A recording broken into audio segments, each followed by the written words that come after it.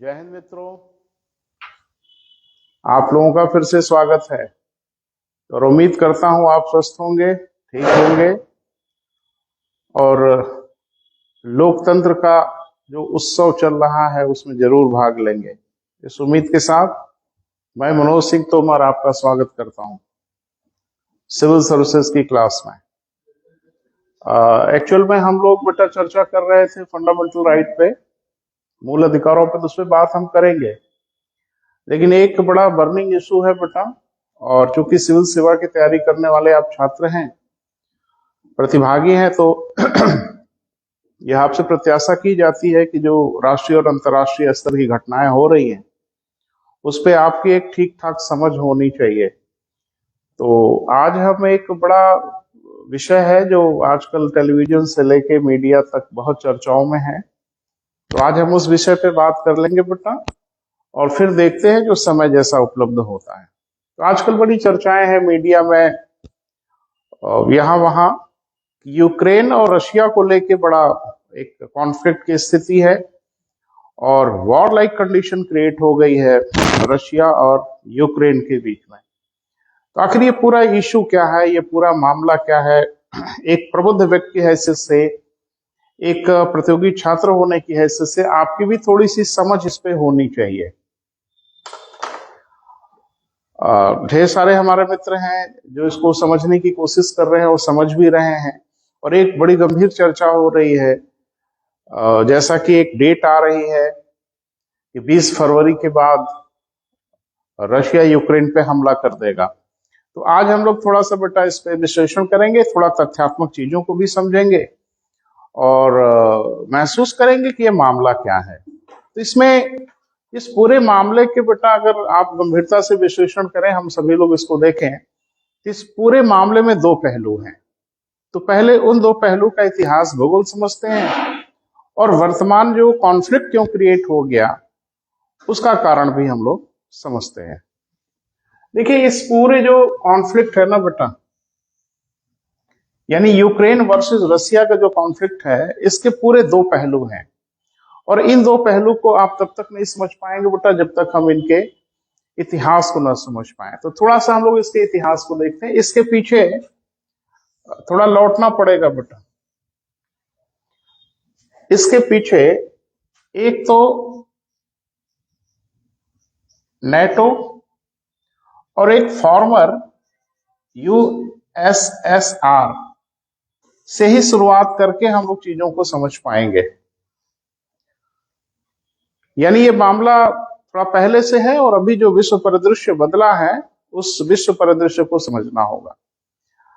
जो second world war समाप्त हुआ, द्वितीय विश्व युद्ध जो समाप्त हुआ 1945 में,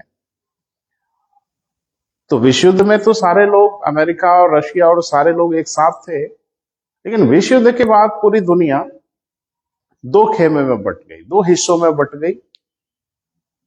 उसकी चर्चा हम करेंगे, लेकिन उसके पहले थोड़ा सा हम लोग बात करेंगे बेटा, समझ लेंगे ये जो सोवियत संघ था, जो आज रशिया के नाम से जाना जा रहा है, थोड़ा इसका इतिहास क्या है उसको भी थोड़ा समझ लें। एक्चुअल में 1917 से पहले, थोड़ा रशिया की तरफ बेटा बात कर लें, तो सन 1917 से पहले रूस में राजतंत्र था।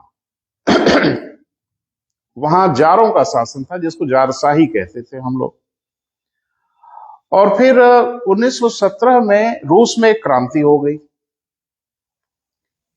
जिसका नेतृत्व व्लादिमीर लेनिन कर रहे थे, जिसको हम लोग बोल्शेविक क्रांति के नाम से भी जानते हैं। एक्चुअली में बोल्शेविक पार्टी थी, इसीलिए हम उस क्रांति को क्या कहते हैं बेटा, बोल्शेविक क्रांति। और इस क्रांति के परिणाम स्वरूप रशिया, यानी 1917 में रशिया एक कम्युनिस्ट राष्ट्र बना, एक साम्यवादी देश बना। जाहिर सी बात है कि उस जमाने की एक अवधारणा थी जो मार्क्स वगैरह से प्रभावित होकर ये सब हुआ। और फिर 1922 से लेके आप देखेंगे बीच बीच में कुछ स्थितियां और भी आएंगी, लेकिन 1922 में तक या 1922 से लेकर के कुछ बीच की अवधियों तक 15 स्वतंत्र या स्वायत्त जो राष्ट्र थे उनसे मिलकर सोवियत संघ की स्थापना।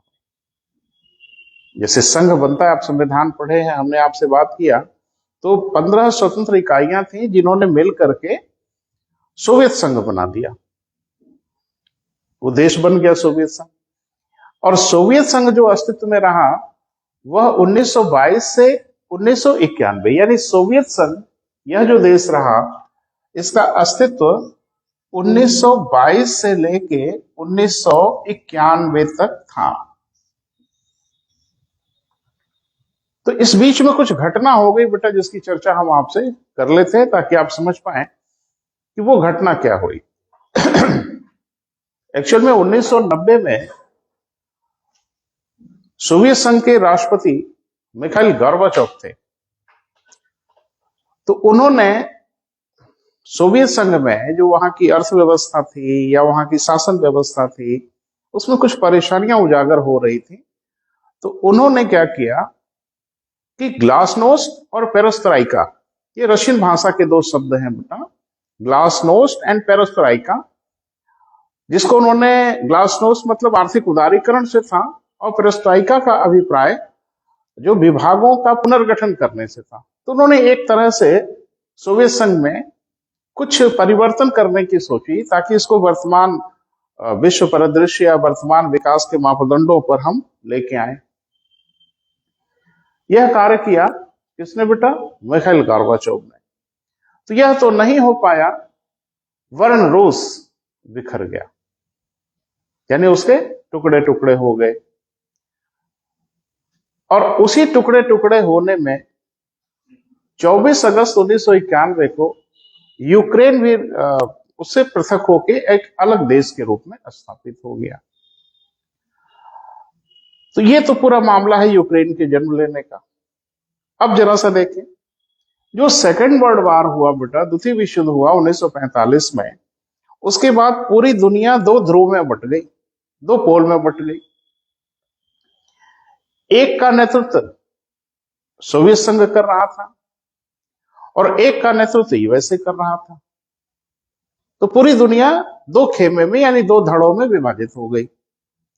और उस समय पूरी दुनिया में शुरू हो गया शीत युद्ध, जिसको हम लोग कहते थे कोल्ड वॉर शुरू हो गया।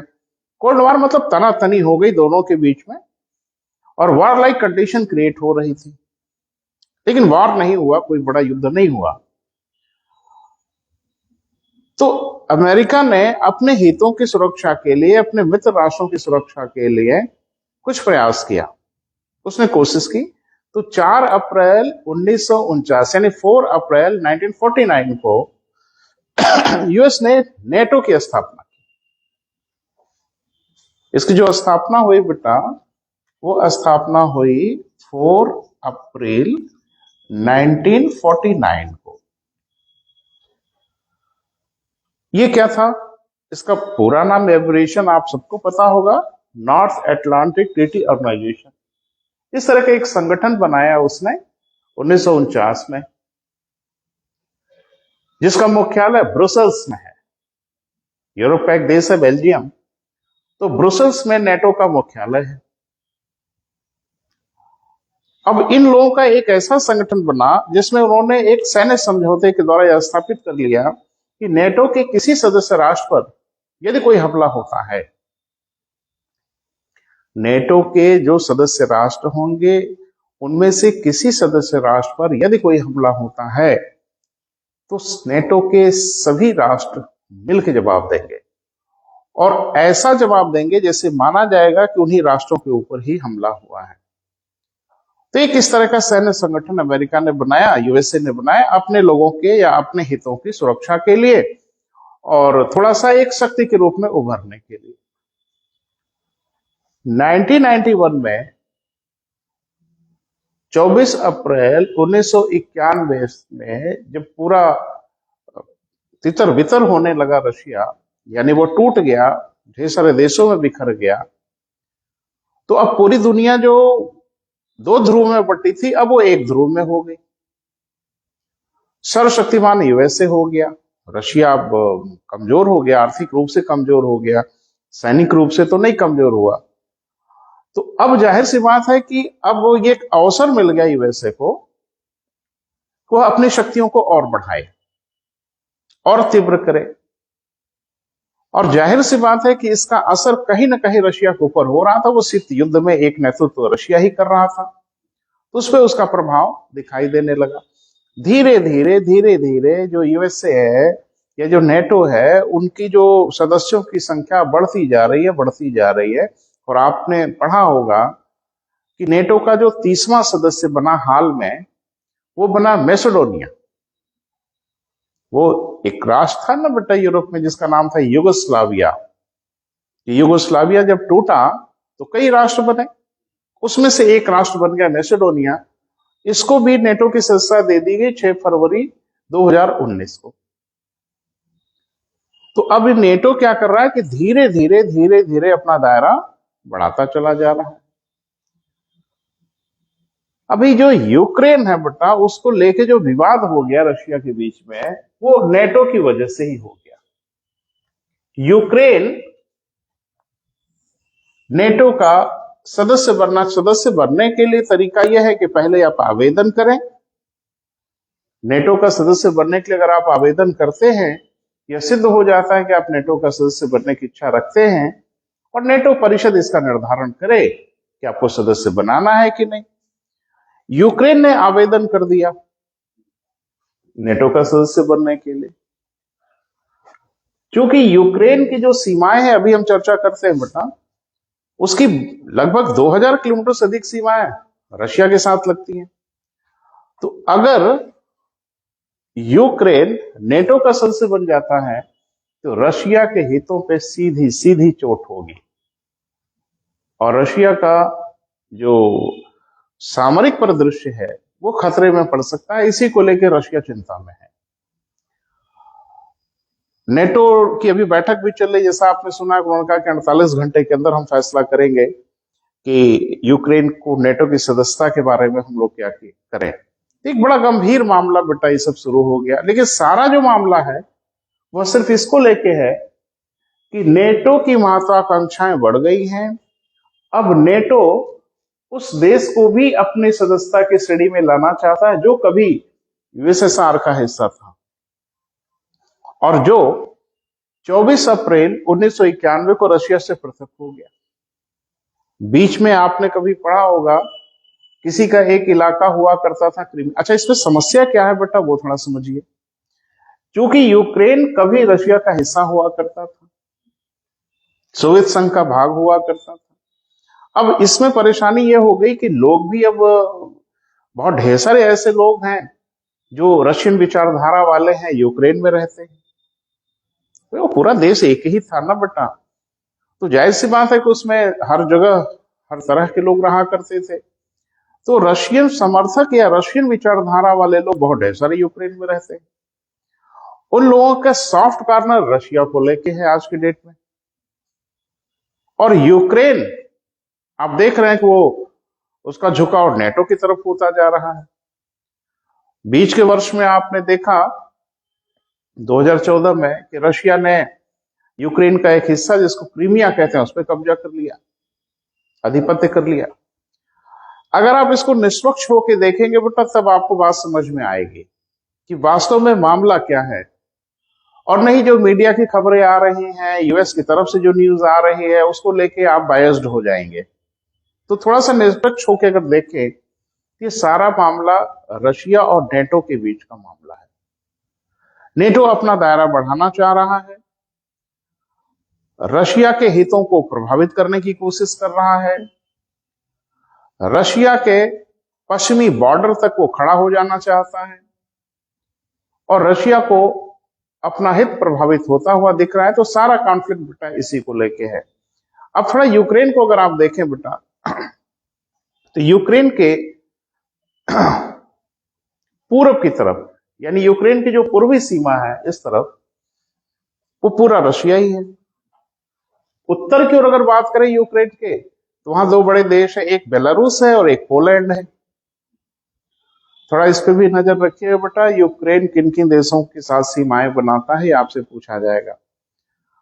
तो मैप नहीं है बेटा, मैं प्रयास कर रहा हूं कि आप समझ पाए। जैसे अगर आप यूक्रेन की कल्पना कर लें, तो इधर की तरफ पूरा का पूरा रशिया है, पूरी सीमा का निर्धारण करता है, लगभग 2000 किलोमीटर। उत्तर की ओर बेलारूस है और पोलैंड है। बेलारूस रूस का समर्थक है। पश्चिम की तरफ अगर बात करें तो स्लोवानिया है और हंगरी है। दक्षिण की ओर अगर बात करें तो रोमानिया है। ये सारी यूक्रेन को घेरे हुए हैं। लेकिन यूक्रेन की जो सबसे अधिक सीमा लगती है वो लगती है रशिया के साथ। अब रशिया को यह लगता है कि अगर नेटो यहां चला आया तो अपने सैन्य चौकियां स्थापित करेगा, सैन्य स्थल स्थापित करेगा। नेटो की सेनाएं जब चाहे तब यूक्रेन में आएंगी जाएंगी। तो इससे होगा ये बेटा कि रशिया का हित बड़ा प्रभावित होगा, और रूस इसको लेके बहुत चिंता में है, बहुत परेशानी में है। तो अब ये कहा जा रहा है कि आखिरकार युद्ध होगा, संभावित है? जिसका जवाब है नहीं, युद्ध नहीं होगा। छोटी मोटी सैनिक कार्रवाइयां हो सकती हैं जिसकी संभावना है। और बीच में आपने देखा कि अमेरिका ने यूक्रेन में कुछ अंदरूनी मामले में हस्तक्षेप करके रूस समर्थित सरकार को गिरा दिया। अब वहां जो सरकार है वो नेटो समर्थित सरकार है, और उसकी बड़ी हार्दिक इच्छा है कि हम नेटो में सम्मिलित हो जाएं, और रशिया ऐसा किसी कीमत पर नहीं होने देगा। हाँ, इसके लिए युद्ध होगा, ये बिल्कुल तय जानिए नहीं होगा। क्यों नहीं होगा? क्योंकि नेटो और मुख्य रूप से यूएसए ये कभी भी इस तरह का कार्य नहीं करेगा जिससे उसको सैनिक क्षति पहुंचे और आर्थिक क्षति पहुंचे। वो बस एक दबाव बनाने की टैक्टिक्स है बेटा, एक दबाव बनाने का प्रयास हो रहा है जो चल रहा है। हाँ, छोटी मोटी सैनिक कार्रवाइयां होने की पूरी संभावना है जिसको रशिया जरूर करेगा, और रशिया का अगर हित प्रभावित होगा तो रशिया जरूर सैनिक कार्रवाई करेगा। लेकिन मुझे लगता है कि ऐसा होगा नहीं। बस ये वो कोल्ड वार जैसी कंडीशन बनाने की कोशिश हो रही है, तनातनी हो रही है, लेकिन युद्ध होने की संभावना नहीं है। और इसकी स्थिति इसलिए भी थोड़ा कम लग रही है कि चाइना भी अपना स्टैंड ले लिया है, और चाइना के बारे में भी आपको पता है, चाइना और रशिया के बीच में कोई मिलिट्री अलायंस नहीं है। ऑन पेपर कोई मिलिट्री अलायंस नहीं है, लेकिन नैतिक रूप से चाइना ने रशिया को सहयोग किया। तो जाहिर सी बात है कि अगर युद्ध बड़े स्तर पे हुआ तो घमासान बड़ा होगा। और चाइना ने जो रशिया को सहयोग किया उसकी कोई बड़ी सदेच्छा रशिया के प्रति नहीं है।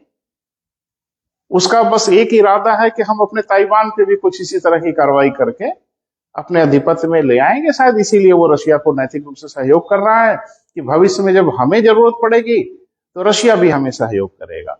अब ये तो भविष्य की गर्त में है, क्या होगा कैसे होगा, लेकिन उसमें बड़ी असमंजस की स्थिति है बेटा हमारी। भारत की स्थिति बहुत असमंजस की है, जिसमें आपको पता है कि रशिया से यानी फॉर्मर यूएसआर से लेकर के आज के रशिया से हम लोगों के बहुत अच्छे संबंध हैं, रहे हैं।